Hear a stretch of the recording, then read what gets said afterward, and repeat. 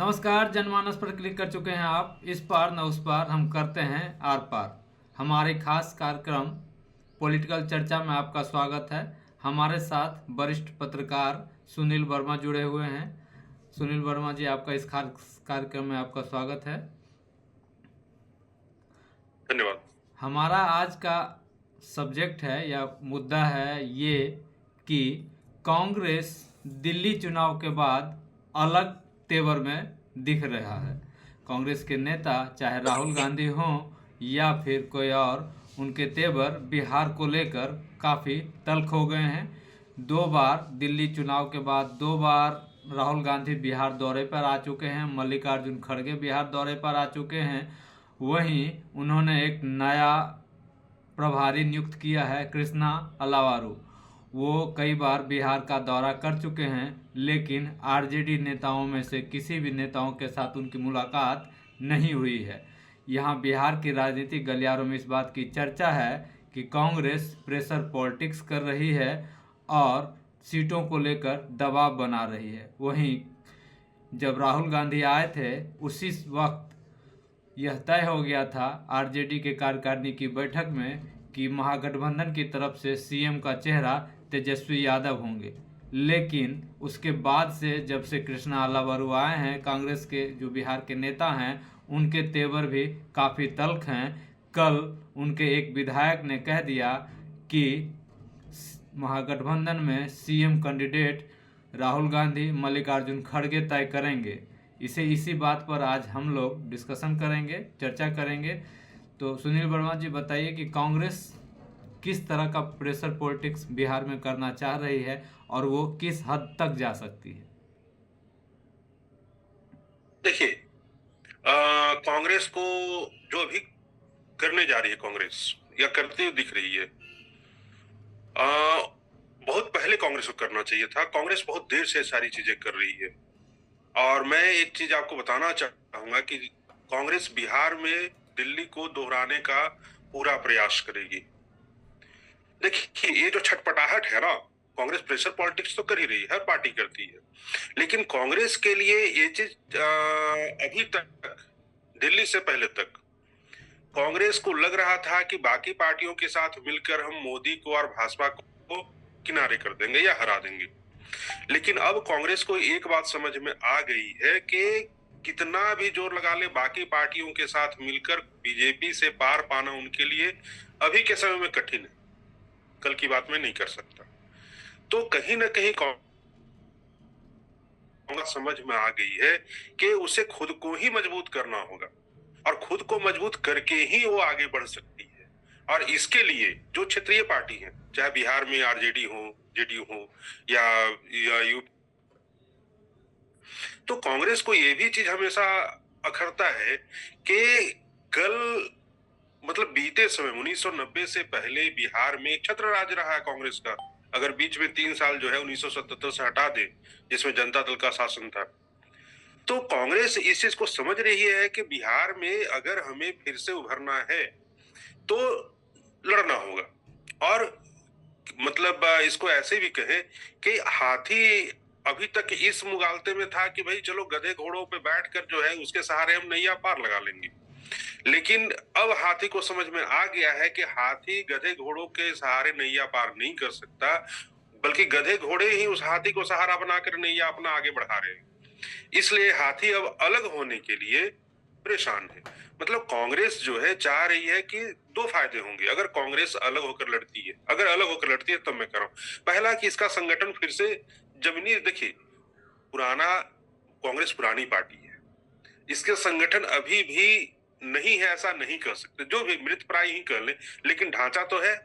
अगर उसको एक बार कांग्रेस फिर से खड़ा करने का प्रयास करती है तो उसमें एक नई ऊर्जा का संचार होगा, पहली बात। दूसरी बात कि कांग्रेस यह भी चाह रही कि ज्यादा से ज्यादा सीटों पे चुनाव लड़े, और इसके लिए जरूरी है कि जो क्षेत्रीय दल हैं उसको भाव दें।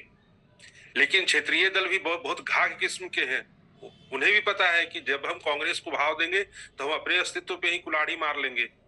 वो उसको हमेशा दबा कर रखा जाए, नियंत्रित रखे और सारी स्थितियां अपने कंट्रोल में रखे। यही कारण है कि बिहार में 2 बार जो राहुल गांधी का दौरा हुआ या नए जो प्रभारी नियुक्त हुए उनका दौरा हुआ, आरजेडी ने उससे भाव नहीं दिया। उसके पीछे प्रत्यक्ष संकेत, अप्रत्यक्ष नहीं कहूंगा, प्रत्यक्ष संकेत दे दिया है कि अगर कांग्रेस को बिहार में चुनाव लड़ना है तो उसे आरजेडी के सामने आके नतमस्तक होना होगा, और आरजेडी के रहमो करम पे जितनी सीटें उसे मिल जाएंगी उसी सीटों पे उसे लड़ना होगा, और नहीं तो फिर कांग्रेस अपना रास्ता देखने के लिए स्वतंत्र है। कांग्रेस ने और दिल्ली का इससे उदाहरण ये देकर डराने की कोशिश की है, तेजस्वी यादव के रास्ता में बाधा बन सकती है, इस तरह का संदेश आरजेडी को दिया जा रहा है। जी जी, उसके पीछे कारण मैं बतला रहा हूँ ना। कांग्रेस ये जान रही है कि यहाँ पे अगर सत्ता में आरजेडी आ भी जाती है, तो उसके सहारे कांग्रेस आ भी जाती है, तो कांग्रेस को सीटें कितने मिलने जा रही। मान लीजिए 10 सीट अगर कांग्रेस को मिलती है, 20 सीटें मिलती है, क्योंकि पिछला प्रदर्शन कांग्रेस का अच्छा नहीं रहा है, तो 20 सीटों से सरकार में मिलकर भी उसकी स्थिति क्या होगी, वो तो पिछलग्गू की ही रह जाएगी। उसकी अपेक्षा कांग्रेस यह चाह रही है कि ठीक है, सरकार में वो भले ही ना आए, लेकिन अपने दम पे अगर 50 सीटें जीतती है तो अगले चुनाव में वो पूरे दमखम के साथ आएगी। कहीं कहीं न कहीं कांग्रेस का माइंडसेट अब चेंज हो चुका है, और दिल्ली इसका प्रत्यक्ष उदाहरण, और ये हर जगह दोहराया जाए। कांग्रेस दूसरे विकल्प पर भी सुनील जी काम कर रही है। कुछ लोग कह रहे हैं कि प्रशांत किशोर के साथ भी जा सकती है। प्रशांत किशोर, चिराग पासवान और कांग्रेस साथ मिलकर भी चुनाव लड़ रहे हैं। अगर आरजेडी में कांग्रेस रहती है, मतलब महागठबंधन में, तो उसे 70 सीट चाहिए। 70 सीट पर वो चुनाव लड़ना चाहती है, क्योंकि पिछली बार भी 70 सीट पर चुनाव लड़ी थी, जबकि 19 सीट पे ही उसे जीत मिली थी। स्ट्राइक रेट बहुत कम है, इसलिए महागठबंधन में इस तरह की चर्चा है कि कांग्रेस की सीटें घटाकर या तो पशुपति पारस, मुकेश सहनी या फिर लेफ्ट को दिया जाए, क्योंकि कांग्रेस का स्ट्राइक रेट सही नहीं है। इसी चीज़ को लेकर कांग्रेस की तरफ से बौखलाहट है कांग्रेस में कि इस तरह की चीज़ें कांग्रेस बर्दाश्त करने के मूड में नहीं है, और दिल्ली का डर आरजेडी को दिखा रही है। देखिए, सही बात है, दोनों ही अपने जगह पे सही है। आरजेडी भी, भाई अगर मैं किसी टीम का कोच हूं या मैनेजर हूं या सिलेक्टर हूं, तो मैं तो चाहूंगा जो खिलाड़ी का परफॉर्मेंस अच्छा उसे मैं तरजीह दूंगा ना। अब कांग्रेस को 70 सीटें देकर अगर 19 पे जीत रही है, तो फिर अगली बार मैं किस आधार पे उसको 70 सीटें दूं। उससे अच्छा है कि उसको 19 के जगह मैं 30 सीटें दे दूं, और बाकी 40 सीटों पे जो बाकी वामपंथी या दूसरे दल है उनको मैं आगे बढ़ाऊंगा। लेकिन कांग्रेस भी यहाँ पे अपना अस्तित्व चाह रही है कि मैं फिर से खड़ा करूं। और आपने जो ये कहा ना, ये जो तीसरा मोर्चा बनने की जो संभावना बन रही है सब, क्योंकि उस स्थिति में क्या होगी, प्रशांत किशोर ठीक है, पूरे बिहार का उन्होंने दौरा किया है और हर जगह उन्होंने लोगों को अपने से जोड़ने का ही प्रयास किया है, काफी प्रबुद्ध लोग भी उनसे जुड़ रहे हैं, लेकिन कांग्रेस और प्रशांत किशोर दोनों की तुलना नहीं की जा सकती। कांग्रेस का अभी भी जो पुराने लोग हैं उनमें उनका अभी भी कहे तो नाम लेने वाले हैं और पहचान अपना एक है, लेकिन कांग्रेस यह देख रही है कि अगर प्रशांत किशोर के साथ वो मिलकर लड़ती है तो उसको बहुत ज्यादा सीटें मिलेगी। निश्चित है कि वो 70 के 100 सीटों तक अगर बार्गेन करना चाहेगी तो प्रशांत किशोर उसे दे सकते हैं, क्योंकि प्रशांत किशोर के पास भी ऐसा नहीं है कि बहुत ज्यादा प्रभावी होने की स्थिति में है। ठीक है, ऊपर जो दिख रहा है, नीचे जमीन पे देखिए, सोशल मीडिया पे, न्यूज चैनल पे, अखबारों पे और ऐसे जो चीजें दिखती हैं और जो धरातल पे दिखती है उसमें आसमान जमीन का अंतर होता है, और प्रशांत किशोर इस चीज के माहिर हैं। तो कहीं ना कहीं अगर प्रशांत किशोर, कांग्रेस और चिराग पासवान ये तीनों मिलते हैं तो स्थितियां बहुत अलग हो जाएंगी, फिर तो त्रिकोणीय मुकाबला हो जाएगा, क्योंकि कहीं ना कहीं प्रशांत किशोर का जो अपना एक कहें कि प्रभाव क्षेत्र है वो, और जो लोग भी मान लीजिए इसको ऐसे देखे ना कि जो आरजेडी से भी निराश है, भाजपा और जेडीयू से भी निराश है, वो कहाँ जाएंगे। देखिए वही कैलकुलेशन है कि अभी 80% वोट में कांग्रेस, महागठबंधन और एनडीए के बीच में बंटवारा हो जाता है। 20% वोट जो है वो कहीं ना कहीं शिफ्ट होने के मूड में है, मतलब जो ना प्रशांत की महागठबंधन को जा रहा है ना एनडीए को जा रहा है, तो 20% मान के चल रहे हैं प्रशांत किशोर की उनके साथ है। और अगर एनडीए के तरफ से चिराग पासवान को अपने पास कर लेते हैं तो 6% और वोट, तो 20 6 26 हो गया। और फिर कांग्रेस को अगर अपने पाले में कर लेते हैं तो मान के चलिए 6-7% और वोट, तो फिर बराबर की हिस्सेदारी तीनों तरफ से हो जाएगा। मान के चलिए कि 30%, 30%, 30% उसमें मार्जिनल रहेगा, 1 से 2% का एज जिसको मिलेगा वो फिर सत्ता में आ जाएगी। तो यही कैलकुलेशन प्रशांत किशोर की तरफ से किया जा रहा है। और वो पटाने के लिए, चिराग को पटाने के लिए सीएम पद का ऑफर दिया जा रहा है, और कांग्रेस को भी अच्छे सीटों की बात कही जा रही है। तो ये कहा जा रहा है कि तीनों ही पार्टियां लगभग बराबर बराबर सीटों पे चुनाव लड़ेगी। तो मान के चलिए 80-80 के आसपास तीनों सीट चुनाव लड़ेंगे और फिर होगा। इस पर चर्चा चल रही है, ये तो बात का बात, इस पर हम लोग करेंगे। लेकिन अभी कांग्रेस और आरजेडी महागठबंधन का हम लोग चर्चा कर रहे हैं।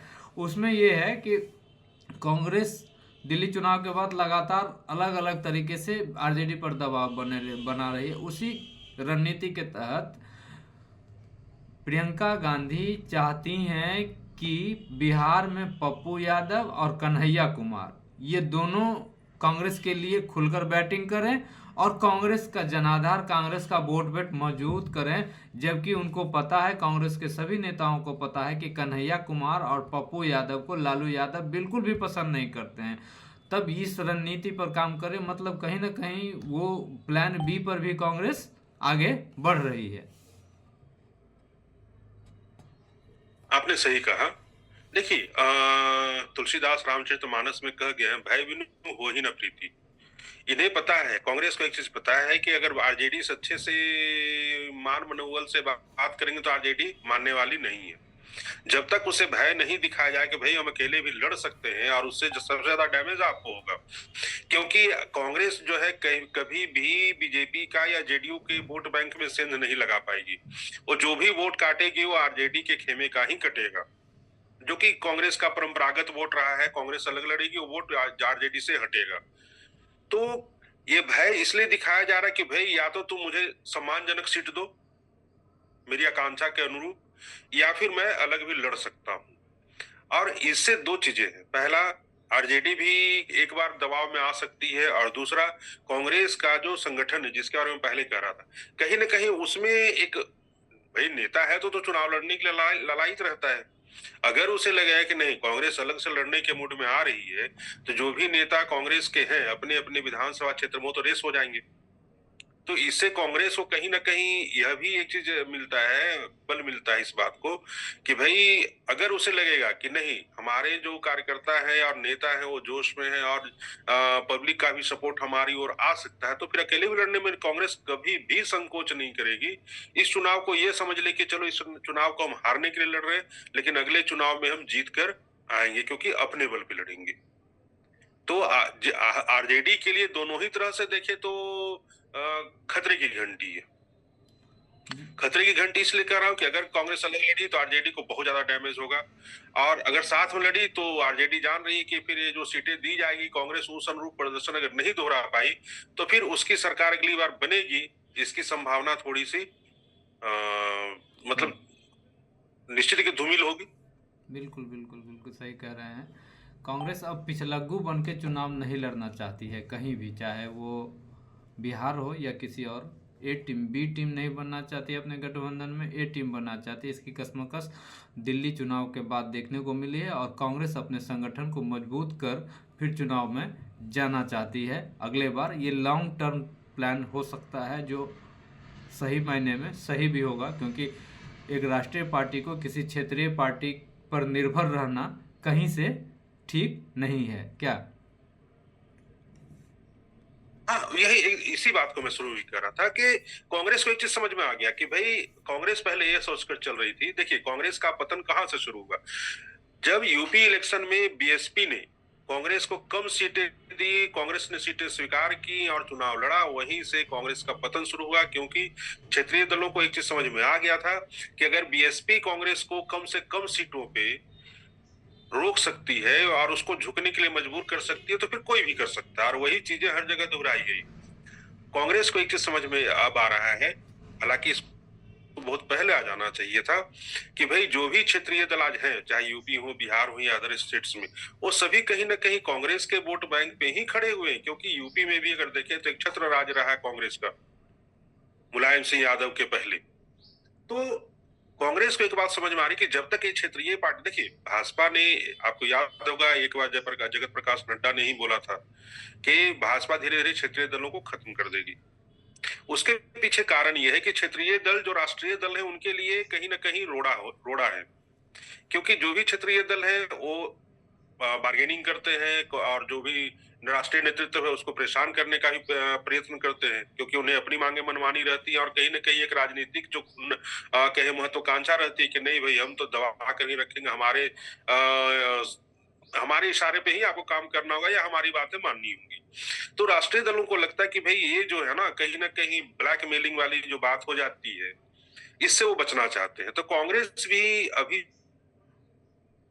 अब एक चीज कल्पना कीजिए कि ठीक है आरजेडी की सरकार बन जाती है एक मिनट के लिए, कांग्रेस वहां पे फिर जो है 10-20 सीटें जीत के आती हैं, अगले 5 साल तक तो कांग्रेस की स्थिति फिर वही रह जाएगी। 5 साल बाद फिर से कांग्रेस चुनाव लड़ेगी तो फिर वो 10-20 वाली स्थिति रह जाएगी। मतलब पार्टी जो है बढ़ नहीं पाएगी। इसी से कांग्रेस उभरना चाह रही है, वो चाहती कि एक बार अपने बल पे ही चुनाव लड़े, पूरे राज्य में जो है संगठन को फिर से खड़ा किया जाए और अपनी क्षमता का एक बार आकलन किया जाए। क्योंकि अगर आरजेडी हारती है तो कहीं ना कहीं आरजेडी को डैमेज होगा और अगले 5 साल में कांग्रेस वहां पर आरजेडी को पछाड़कर आगे आने का प्रयास निश्चित रूप से करेगी। कांग्रेस, देखिए कहा गया ना कि हाथी कितना भी बैठ जाए तो गधे घोड़ों से ऊंचा ही रहता है। बिल्कुल बिल्कुल बिल्कुल, तो कहीं ना कहीं एक सही कह रहे हैं। अब चुनाव में अभी वक्त है और दोनों ही तरफ से, ऐसा नहीं कि कांग्रेस के तरफ से ही दबाव बनाया जा रहा है, आरजेडी के तरफ से भी दबाव बनाया जा रहा है। राबड़ी देवी ने विधान परिषद में जगन्नाथ मिश्रा का नाम लेते हुए चारा घोटाला से जोड़ा था और तेजस्वी यादव ने भी नीतीश मिश्रा का नाम लेकर कहा था कि वो भी चारा घोटाला में हैं और पहले लालू यादव से पहले वह भी मुख्यमंत्री थे तो उनके कामों को कोई चर्चा नहीं करता, लालू का ही चर्चा करता है। तो कहीं न कहीं दबे जवान में या इनडायरेक्ट रूप से आरजेडी भी कांग्रेस पर दबाव बनाने की कोशिश कर रही है और चुनाव में अभी चूंकि वक्त है 7 से 8 महीने तक, तो यह प्रेशर पॉलिटिक्स दोनों ही तरफ से चलता रहेगा। इस बहस में, इस पॉलिटिकल चर्चा में आज के लिए सिर्फ इतना ही। सुनील जी, आप हमारे साथ जुड़े, आपका बहुत बहुत धन्यवाद। आशा करते हैं कि जो हमने सब्जेक्ट लिया था और जिस पर हम लोगों ने चर्चा की उससे आप संतुष्ट होंगे। आपके मन में जो सवाल होंगे महागठबंधन को लेकर उसका जवाब मिल गया होगा। अगले दिन फिर किसी दूसरे सब्जेक्ट पर हम दोनों मिलकर चर्चा करेंगे, बैठेंगे, बात करेंगे। तब तक के लिए नमस्कार।